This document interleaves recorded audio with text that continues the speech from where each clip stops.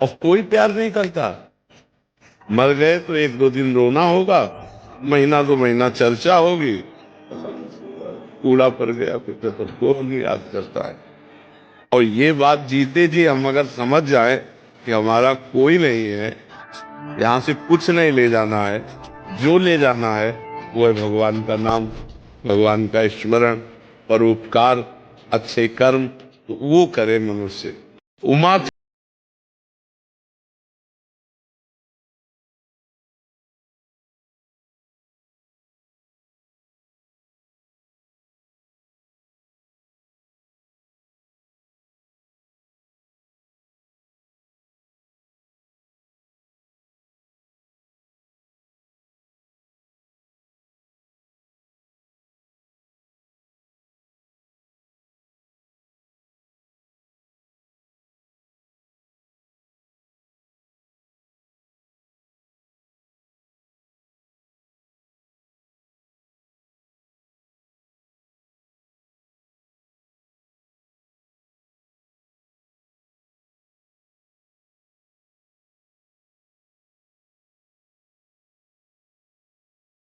देखा नहीं है उन पे विश्वास करना। और जिनको देखा नहीं किनको बोलना पड़ेगा ना, अदृश्य नहीं किनको। आप हमें बोल लो ना कि जिनको का मतलब आप किससे ले रहे हैं, भगवान से ले रहे हैं, किससे ले आए? आपने अपने को देखा है? तो जैसे आप बिना अपने को देखे विश्वास कर रहे हैं कि आप हैं, अभी तो अज्ञान से आप अपने को स्त्री मान रहे, लेकिन आप हैं ना, कुछ भी हैं आप हैं ना, आप मानते हैं ना अपने को। ऐसे वो है जो तुमको पैदा किया है, जो चीज के तुम अंश हो। शरीर को पैदा करने वाला पिता, और पिता को पैदा करने वाला भी पिता, और सबका परम पिता कोई है ना।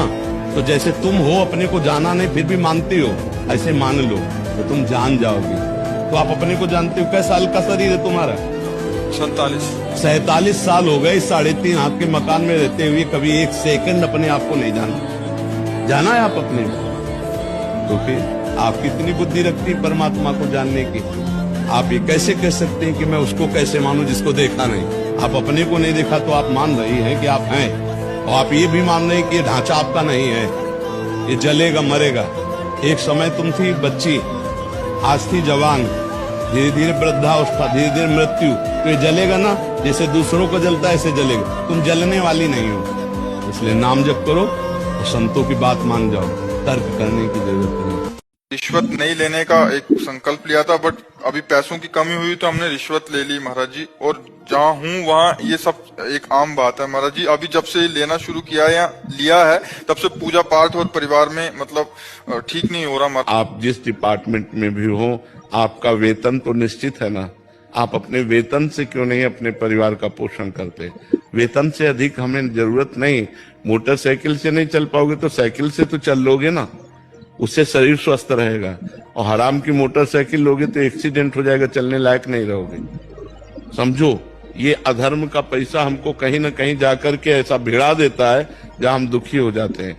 बेईमानी अधर्म का नहीं, ये लेने में अच्छा लगता है, लेकिन हृदय और परिवार दो पर ये फर्क पड़ जाएगा। और परिवार के बच्चों पर, परिवार के सदस्यों पर प्रतिकूल ऐसा प्रभाव पड़ेगा, कलह, अशांति, और ज्यादा अपवित्र धन आ गया तो अपंगता, ऐसे बहुत से घटनाएं हो जाएंगी जिनमें पूरा जीवन बर्बाद हो जाएगा।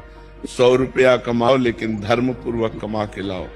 उस 100 रुपया से परिवार का पोषण करोगे तो सबकी बुद्धि शुद्ध रहेगी, सब प्रसन्न रहेंगे, सब स्वस्थ रहेंगे। 1 लाख कमा के लाओगे, अस्वस्थ हो जाएंगे, बुद्धि खराब हो जाएगी। ईमानदारी का पैसा, वो भले साइकिल से चलो, भले दाल रोटी खाओ, भले साधारण कपड़े पहनो, सुख से रहोगे, शांति से रहोगे। सहजता से दे रहा है कोई? सहजता से कौन देता है? सब अंदर से पीड़ित होकर के देते हैं। सहजता से कोई घूस देता है?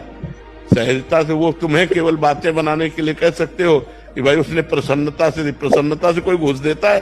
पापी पुरुष, अधर्मी पुरुष, वो हर्षित होकर जरूर दे सकता है, क्योंकि 50 करोड़ मार रहा है बेईमानी से।